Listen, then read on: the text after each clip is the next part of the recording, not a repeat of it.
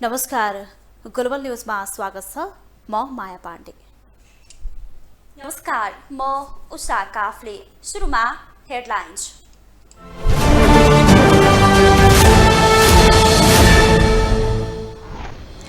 आज विक्रम सम्वत 2079 को पहिलो दिन शुभकामना आदान प्रदान गरी मनाइयो।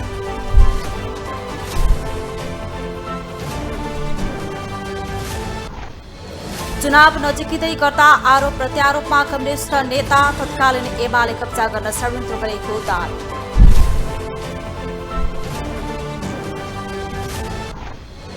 चुनावमा अन्यल सिर्जना गर्ने अभिव्यक्ति नदिन दललाई निर्वाचन आयोगको आग्रह, तयारी तीव्र पारेको प्रतिक्रिया।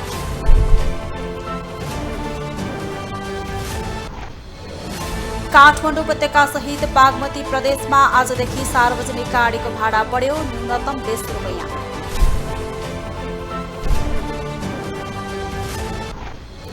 र काला र गोरा बीचको विभेद नहटेको विश्व स्वास्थ्य संगठनका प्रमुख गुनासो, युक्रेनलाई बढी महत्त्व दिएको भनाइ।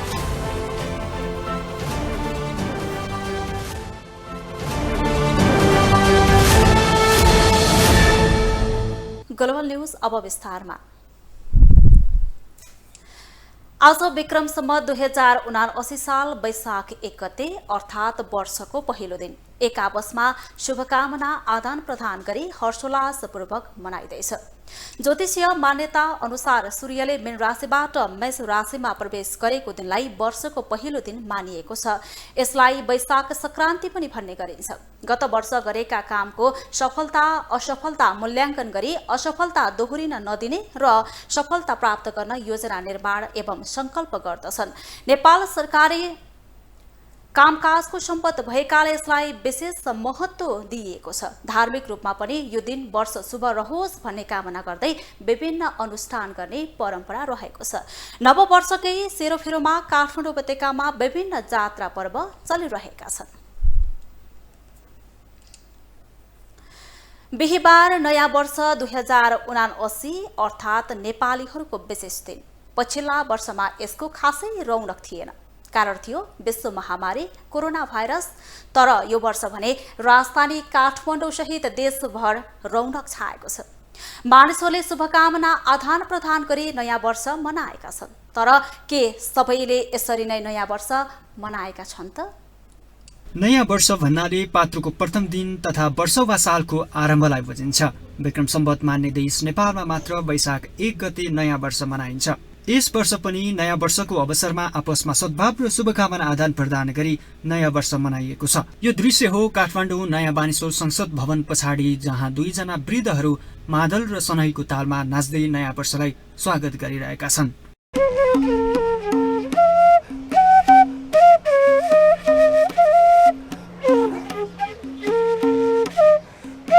तिनकुनेमा केही वर्षदेखि चटपटे बेच्दै परिवार पालिरहेकी दुर्गा खातुनको नयाँ वर्ष चटपटे पसलमा बित्यो। नयाँ वर्षको दिनमा प्रायले राम्रा ठाउँ घुम्ने, साथीभाइसँग रमाउने, शुभकामना आदान प्रदान गर्ने गर्दछन्। तर दुर्गा खातुन जस्तै धेरै सर्वसाधारणले भने आफ्नो रोजीरोटीसँग रमाउँदै नयाँ वर्ष मनाएका छन्। श्रीमान विदेशमा रहेको र परिवार आफैले पालिरहेकी उनले नयाँ वर्षको शुभकामना दिँदै राम्रो आम्दानी भइरहेको सुनाइन्। राम्रो खुसीले दिने हो, राम्रै खुसी भइरहेछ। छोराछोरी छ, पेट पाल्छु, बुढाले पनि पैसा पठाउँछ, पढ्छ। 3 जना चाहिँ छोराछोरी पढ्छ। विगत 20-25 वर्षदेखि काठमाडौँ बस्दै आएका उदयपुरका शशिराम बराल विगत केही वर्षदेखि वर्कसप सञ्चालन गर्दै आएका छन्। उनको नयाँ वर्ष आफ्नै वर्कसपमा काम गर्दै बित्यो। म यहाँ बसेको लगभग 20-25 वर्ष जति भइसक्यो। मेरो पेसा भनेको सानो वर्कसप छ एउटा सानदिनो, त्यही छ अहिले भइरहेछ। महिनामा तपाईँको अब 1-1.5 लाख त्यस्तै। हजुर, काम गर्ने एकजना भाइ छ, एकजना म हो। यी चाहिँ दुर्गम जिल्ला काठमाडौँबाट राजधानीमा आएर इन्जिनियर पढ्दै गरेका युवा विमल कुमार विष्ट। विमलले नयाँ वर्षको शुभकामना दिँदै स्वदेशमै पढ्ने र स्वदेशमै रोजगारीका लागि सरकारले वातावरण मिलाउनु पर्ने र देशको राजनेताले यस विषयमा गम्भीर भएर लाग्नुपर्ने बताए। नेपालमा एउटा चाहिँ रोजगारको अवसर नभएको कारणले गर्दाखेरि खाडी मुलुकदेखि विभिन्न देशहरूमा चाहिँ परदेशिनुको पीडा पनि छ। त्यस्तो नहोस् अनि त्यस्तै अब एउटा चाहिँ शिक्षाको कुरा गर्दाखेरि पनि अब एउटा नेपाल भनेको एउटा मध्यम एउटा चाहिँ टाइपको देश भएको कारणले गर्दाखेरि यहाँ थुप्रै गरिबीहरू पनि छन्, जसमा अब शिक्षा क्षेत्रमा पनि सकेसम्म सरकारले गरिबीलाई नै हेरेर पनि शिक्षालाई अलिकता सुलभ र एउटा चाहिँ सबैलाई एउटा पढ्न मिल्ने टाइपको एउटा चाहिँ वातावरण चाहिँ सिर्जना गरोस्। भनिन्छ नयाँ वर्षमा नयाँ उमङ्ग र नयाँ जाँगर आउँछ। नयाँ कार्यको थालनी पनि नागरिकले गर्छन्। विगत लामो समयसम्म कोरोना महामारीले थला परेको आर्थिक, सामाजिक, सांस्कृतिक र राजनीतिक क्षेत्र नयाँ वर्षसँगै चलायमान हुने अपेक्षा सर्वसाधारणले लिएका छन्। त्यसो भयो भने मात्र हातमुख जोड्न मुस्किल नहुने तर्क उनीहरूको छ। हामी पनि चाहन्छौँ नयाँ वर्षले सबै क्षेत्र चलायमान बनोस्। नयाँ वर्षको शुभकामना। ग्लोबल टेलिभिजनका लागि क्यामेरामा विनोद राईका साथमा विनोद विक्रम भण्डारी, काठमाडौँ। ज्योतिष शास्त्रका ज्ञाताले वर्ष 2079 नेपालका लागि मध्यम किसिमको ग्रह गोचर रहेको बताएका छन्। नल नामको संवत्सर रहेको 2079 सालमा राजा शनि र मन्त्री बृहस्पति छन्, जसका कारण शीर्ष नेतृत्व बीच राजनीतिक टकराव उत्पन्न हुने भविष्यवाणी समेत गरिएको छ। 2079 साल नेपालका लागि मध्यम किसिमको रहेको ज्योतिषविदहरूले बताएका छन्। यस वर्ष न्यायको क्षेत्रमा केही सुधारहरू देखिने भए पनि साउन 12 गतेबाट कार्तिक 3 गतेसम्म राजा र मन्त्री दुवै ग्रह वक्र रहने भएकाले सरकार कमजोर रहने उनीहरूको प्रक्षेपण छ। यो वर्ष तीनै तहको चुनाव हुँदैछ। ज्योतिषीय हिसाबले एमाले अध्यक्ष केपी शर्मा ओलीको असार 6 गतेसम्म सङ्कटा र उल्का दशा रहने र प्रधानमन्त्री समेत रहेका कांग्रेस सभापति शेरबहादुर देउवाको पनि 7.5 को दशा रहेको छ। यस्तै माओवादी केन्द्रका अध्यक्ष प्रचण्डको समेत सङ्कटा र अढैया शनि दशा रहेको कारण देशको समग्र राजनीति नै प्रभावित हुने ज्योतिषहरूले बताएका छन्। केपी ओलीको चाहिँ के छ भने असार 6 गतेसम्म सङ्कटा उल्का छ। सङ्कटा उल्का छ। के गर्छ गुरु यसले? अब अरू चाहिँ ग्रह सबै राम्रा छन्, तर सङ्कटा र उल्का पर्यो। शेरबहादुरको पनि 7.5 छ है, तर 7.5 पनि कस्तो छ भने आफूलाई नोक्सान गरे पनि उसको कार्यक्षेत्रलाई नोक्सान गर्ने छैन।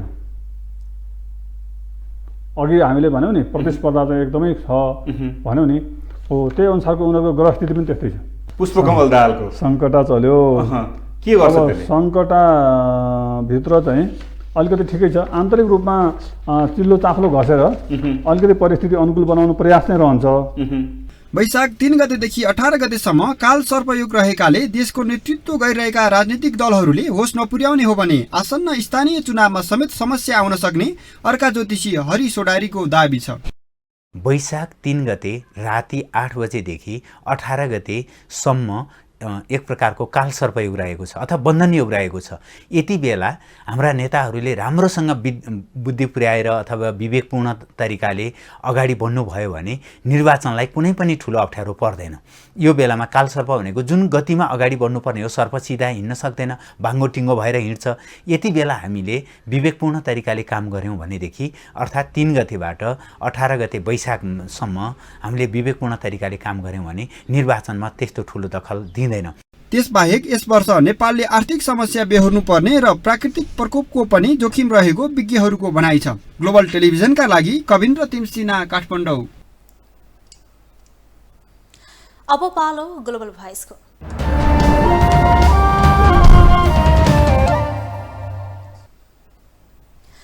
विक्रम सम्वत अनुसार 2078 बिदा भएर वर्ष 2079 लागेको छ। यसै सन्दर्भमा ग्लोबल भोइसमा आज हामीले सोधेका छौँ, नयाँ वर्षमा तपाईँले कस्ता योजना बनाउनु भयो? नयाँ वर्ष त सबैजनाले रमाइलो मनाउनुहुन्छ होइन, साथीहरूसँग जाने, घुम्ने, ह्याङआउट गर्ने भइरहन्छ। अब हामी चाहिँ यसो आज साथीहरू ग्यादर गरेर मुभीको लागि जाउँ भनेर, घुम्न कतै जाउँ भनेर अनि आएको। Every day is new day होइन, मलाई त्यस्तो लाग्छ। नयाँ वर्ष भनेपछि अब हाम्रो नेपाली चाहिँ अब क्यालेन्डर अनुसार नयाँ जस न्यू बिगिनिङ होइन, अब हाम्रो त्यही हो नेपालको न्यू बिगिनिङ अनुसारदेखि हाम्रो एभ्री सिटिजन अफ नेपाली सबैको राम्रो शुभ दिन, शुभ यात्रा अब आउने दिनहरूमा होइन यो इयर चाहिँ सक्सेसफुल रहोस्। आज जति तपाईँ खुसी, तपाईँ जति हर्षित, तपाईँमा जति उमङ्ग छ यो वर्षैभरि रहोस्, वर्षैभरि रहनुपर्छ भन्ने धारणा बोकेको मान्छे हो म। त्यही भएर मेरो लागि इनर्जी हिजो पनि त्यति नै थियो, आज त्यति छ, भोलि पनि त्यति नै रहन्छ। मेरो केही इनर्जीमा डिफ्रेन्ट हुँदैन मेरो चाहिँ त्यस्तो हो। जबसम्म हामी इन्डिभिजुअल म तपाईँ र हामी लगायत अरू मान्छेहरूको माइन्डसेटमा परिवर्तन आउँदैन नि तबसम्म नेभर एन्ड एभर हाम्रो नेपालको पोलिटिक्समा परिवर्तन आउँदैन जस्तो मलाई चाहिँ लाग्छ क्या। आज यस नयाँ वर्ष 2079 को सबैलाई मङ्गलमय शुभकामना छ। यो वर्षमा सबैको प्रगति होस्। मेरो इन्ट्रेस्ट भनेको म्युजिकमा धेरै नै छ। सरकारले पनि म्युजिकको लागि केही राम्रो वातावरण गरिदियोस् अनि साथसाथै आउँदै गरेको नयाँ वर्षको सबै नेपालीहरूलाई शुभकामना छ। ग्लोबल न्युजमा अब एकैछिन ब्रेक।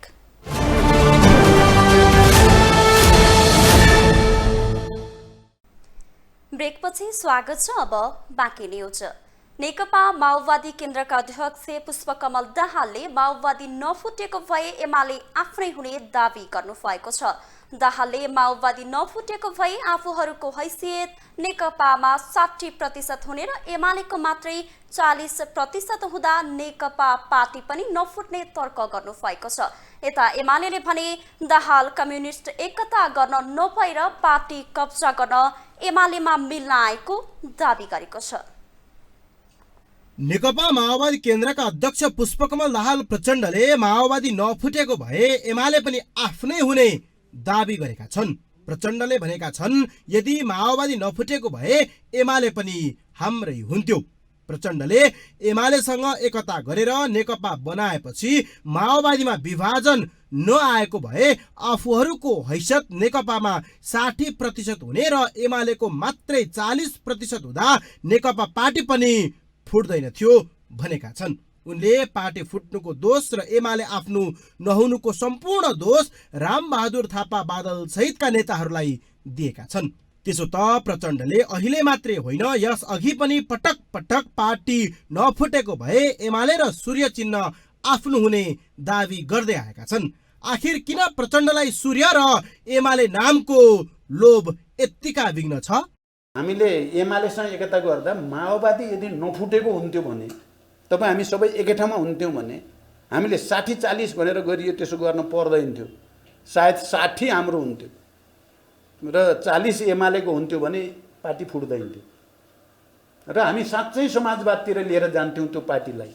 त्यस्तै प्रचण्डले समाजवादी आन्दोलनलाई अगाडि बढाउन नेकपा एमालेसँग एकता प्रस्ताव आफैले लगेको जिकिर गरेका छन्।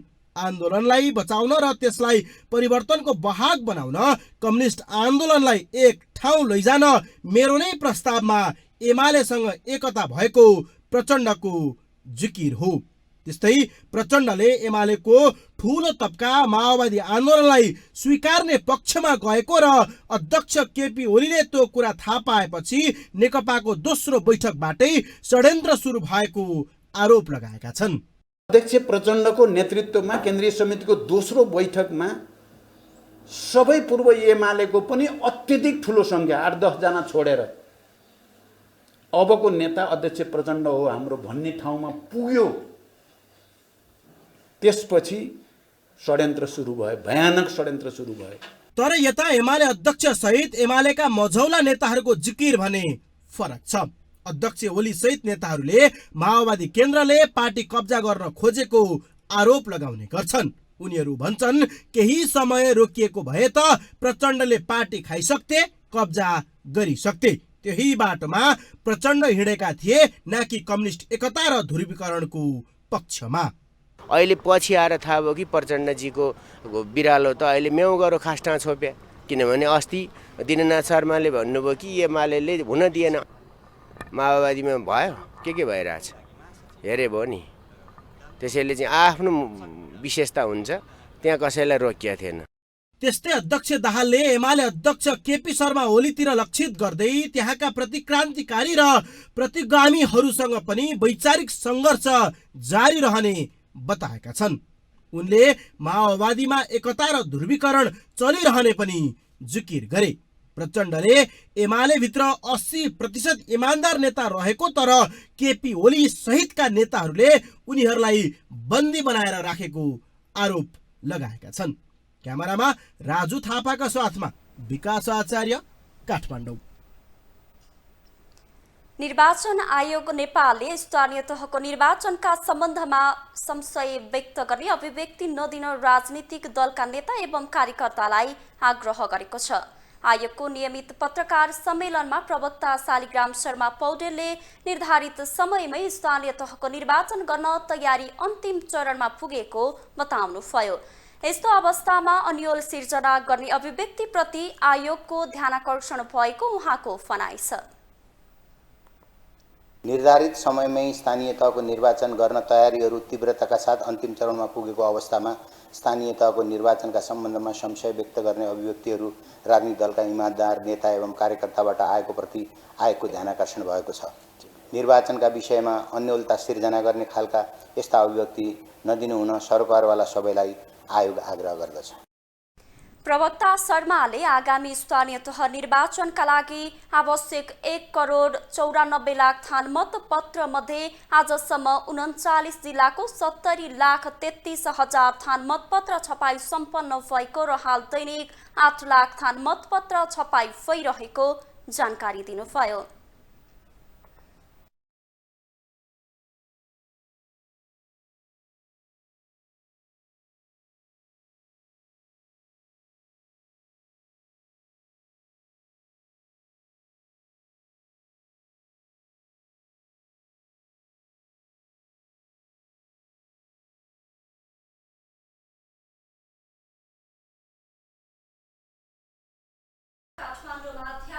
उत्सवको सेलिब्रेसन आयोजना गरिएको छ। कार्यक्रममा उद्यमी व्यवसायीदेखि कलाकार समेत सहभागी भए। ध्यानका माध्यमबाट सकारात्मक ऊर्जा प्रवाह गर्न भन्दै सयौं ध्यानमा सहभागी थिए।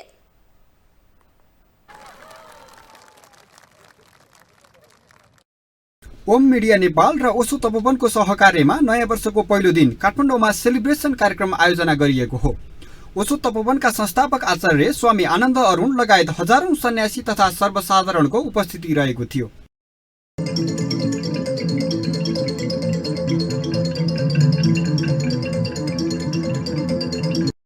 नयाँ वर्ष उत्साह उमङ्गसँगै आफूभित्र रहेको सकारात्मक ऊर्जालाई नयाँ दिशा दिन तथा रूपान्तरणको संकल्प गर्न भन्दै ध्यान तथा उत्सवको सेलिब्रेसन कार्यक्रम आयोजना गरिएको हो। नयाँ वर्षको पहिलो दिनलाई ध्यान, संगीत र उत्सवबाट सुरु गरी शारीरिक, भावनात्मक र मानसिक स्वास्थ्यलाई सन्तुलित बनाउन कार्यक्रमको आयोजना गरिएको आयोजकले बताएका छन्। आजको कार्यक्रम यो वैशाख 1 गते नयाँ वर्षको पहिलो दिन अहिले समाजमा अत्यन्तै ठुलो संसारमै भन्यो भने यो कोरोना पोस्ट कोरोना भनेर भनिन्छ, त्यसपछिको मान्छेहरूमा व्यक्त तनाव र मान्छेहरूमा चाहिँ विभिन्न किसिमका अन्यल र अस्थिरताहरू व्यक्त भइरहेको बेलामा नव वर्ष भनेको यस्तो दिन हो कि शुभ दिन हो जसमा हामीले आफूलाई ऊर्जावान शक्तिशाली राख्नको लागि ध्यानबाट सुरु गरौँ भन्ने कुरा सहित नै यो नयाँ ढङ्गको चाहिँ हामीले चाहिँ यो प्रयोग गरेको हो। ध्यानले मानिसमा सकारात्मक ऊर्जा दिनुको साथै अन्तर्बोधको भाव पनि जागृत गर्ने स्वामी योगानन्दले बताए। पहिला जुन प्रक्षेपण गरिएको थियो कि 15-20 वर्ष पछाडि एउटा यस्तो अवस्था आउनेछ जुन यो जुन मानसिक रोग डिप्रेसन चाहिँ नि संसारको सबभन्दा धेरै साइलेन्ट किलर हुनेछ। तर कोरोनाले त्यो सबैलाई 2 वर्षमै 20 वर्षको प्रक्षेपणलाई अगाडि ल्याइदियो। अहिले जति चाहिँ मानिस मानसिक अवस्थामा गुजिरहेका छन् अथवा जीवनको केही न केही तनावहरूदेखि असन्तोष जीवन जिइरहेका छन्, उनीहरूको लागि मेडिटेसन अहिले एकदमै महत्त्वपूर्ण कुरा भएर आएको छ। त्यसले मनलाई शान्ति बनाउने हैन, भित्रपट्टिको पिसफुलनेस ल्याउने त कुरा भइहाल्यो। मनको शान्ति भएपछि धेरै शारीरिक रोगहरूलाई पनि एकदम बाट मुक्त हुन पनि मद्दत पुर्याउँछ भनेर अहिले साइन्सले प्रुफ पनि गरिसक्यो। ध्यान गर्नाले मानिसमा सकारात्मक ऊर्जा मिल्ने बताइन्छ। पछिल्लो समय विश्वमा नै मानसिक समस्याका बिरामी बढेको छ। विश्व स्वास्थ्य संगठनले समेत ध्यानलाई महत्त्व दिएको छ। यस्तोमा नयाँ वर्षको दिनमा काठमाडौँमा ध्यानको सेलिब्रेसन आयोजना गरिएको हो। ग्लोबल टेलिभिजनका लागि क्यामेरामा गणेश मगरका साथमा कविन्द्र तिमसिना, काठमाडौँ। अब पालो बिजनेस न्यूजको।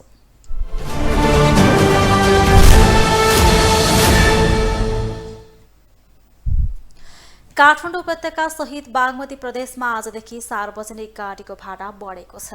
अब काठमाडौँ उपत्यकाभित्र सार्वजनिक गाडीमा 5 किलोमिटरसम्म न्यूनतम 20 रुपैयाँ पुगेको छ। यसअघि न्यूनतम 18 रुपैयाँ थियो। न्यूनतम भाडा 18 रुपैयाँ भए पनि यात्रु 20 रुपैयाँ तिर्न बाध्य थिए।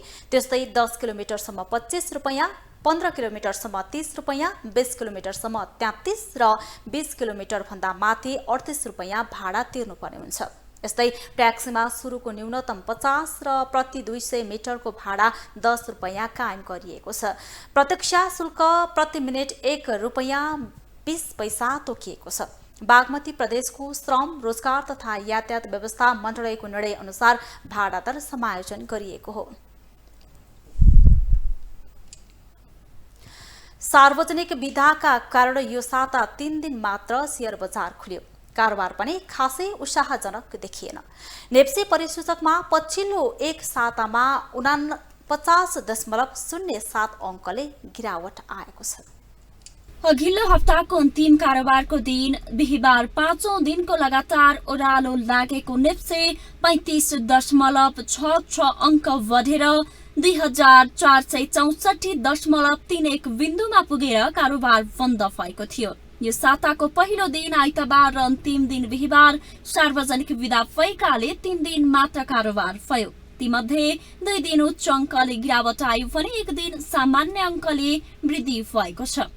साताको पहिलो कारोबारको दिन सोमबार नेप्से परिसूचक 44.64 अङ्क गिरावट आएर 2419.80 बिन्दुमा छर्यो। त्यस्तै सेन्सिटिभ इन्डेक्स 8.87 अङ्क घटेको छ भने फ्लोट इन्डेक्स 2.66 अङ्क र सेन्सिटिभ फ्लोट इन्डेक्स 2.23 अङ्कले घट्यो। सोमबार कारोबारमा आएका 233 कम्पनीको 50,95,000 किता शेयर 2,26,07,86,000 रुपैयाँ बराबरको खरिद बिक्री भयो। दोस्रो कारोबारको दिन मंगलबार पनि शेयर बजार मापक नेप्से परिसूचकमा 34.78 अङ्क घटेर 2385.01 बिन्दुमा छर्यो। त्यस्तै सेन्सिटिभ इन्डेक्स 5.76 अङ्कले घटेको छ भने फ्लोट इन्डेक्स 2.25 अङ्क र सेन्सिटिभ फ्लोट इन्डेक्स 1.66 अङ्कले घट्यो। मंगलबार कारोबारमा आएका 237 कम्पनीका 38,83,024 किता शेयर 1,52,43,00,000 रुपैयाँ बराबरको शेयर खरिद बिक्री भयो। सोमबारको तुलनामा नेप्से सूचकसँगै कारोबार रकम गिरावट आयो। बुधबार नेप्से परिसूचक 30.24 अङ्क बढेर 2415.24 बिन्दुमा पुग्यो, जसमा सेन्सिटिभ इन्डेक्स 6.97 अङ्क बढ्यो भने फ्लोट इन्डेक्स 2.04 अङ्क र सेन्सिटिभ फ्लोट इन्डेक्स 2.13 अङ्कले वृद्धि भयो। बुधबार कारोबारमा आएका 229 कम्पनीको 33,98,000 किता शेयर 1,47,63,00,000 रुपैयाँ बराबरको खरिद बिक्री भएको छ। नेप्से परिसूचकमा वृद्धि भए पनि कारोबार रकम भने अघिल्लो दिनको तुलनामा घटेको छ। अघिल्लो कारोबार दिन मंगलबार 1,52 करोडको शेयर खरिद बिक्री भएको थियो। अब पालो international न्यूजको।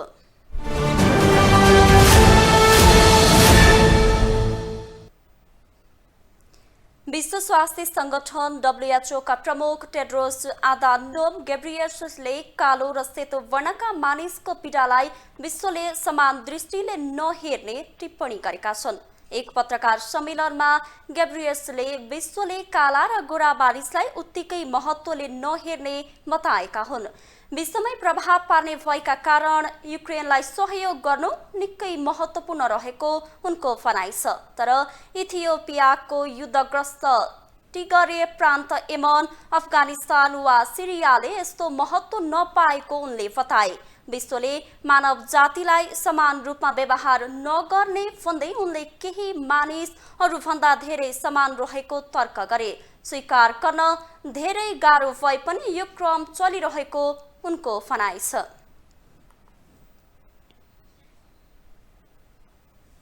Sports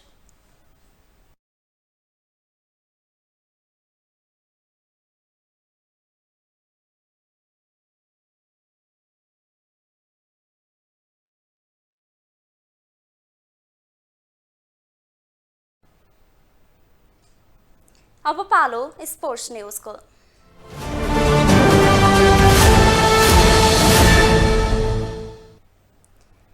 premier league IPL टी20 क्रिकेटमा आज राजस्थान रोयल्स र गुजरात टाइटन्स बीच प्रतिस्पर्धा हुनेछ।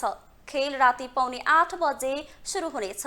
राजस्थान आज चौथो जितको खोजीमा रहेको छ। राजस्थान 4 खेलमा 6 अङ्क जोडेर शीर्ष स्थानमा रहेको छ। गुजरातलाई हराएर राजस्थान शीर्ष स्थान यथावत राख्न चाहन्छ। गुजरात पनि चौथो जित निकाल्ने योजनामा रहेको छ। गुजरातले 4 खेलमा 6 अङ्क जोडेको छ। 5औं स्थानमा रहेको गुजरात जित निकाल्दै शीर्ष स्थानमा उक्लन चाहन्छ। दुई टोली बीच पहिलो पटक प्रतिस्पर्धा हुन लागेको हो। गुजरातले यसै सिजनबाट आइपिएल खेलिरहेको हो। ग्लोबल न्यूजको अन्त्यमा अहिलेसम्मका हेडलाइन्स पुनः एकपटक।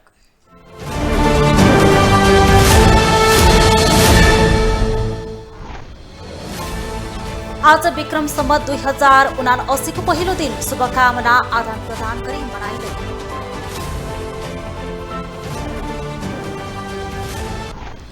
चुनाव नजिकै गर्दा आरोप प्रत्यारोपमा कम्युनिस्ट नेता तत्कालीन एमाले कब्जा गर्न षड्यन्त्र गरेको दावी।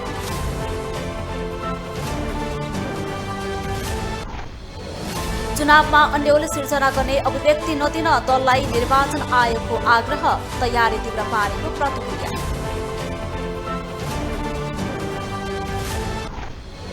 काठमाडौँ उपत्यका सहित बागमती प्रदेशमा आजदेखि सार्वजनिक गाडीको भाडा बढ्यो, न्यूनतम 20 रुपैयाँ।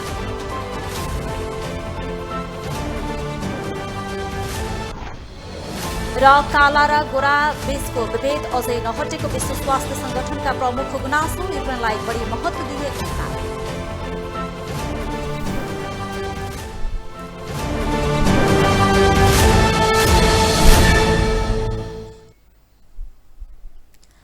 हवस् त ग्लोबल न्यूज अहिलेलाई यति नै। ग्लोबल टेलिभिजन तपाईँ फेसबुक तथा युट्युबमा पनि प्रत्यक्ष रूपमा हेर्न सक्नुहुनेछ। ग्लोबल टेलिभिजन हेर्दै गर्नुहोला। नमस्कार।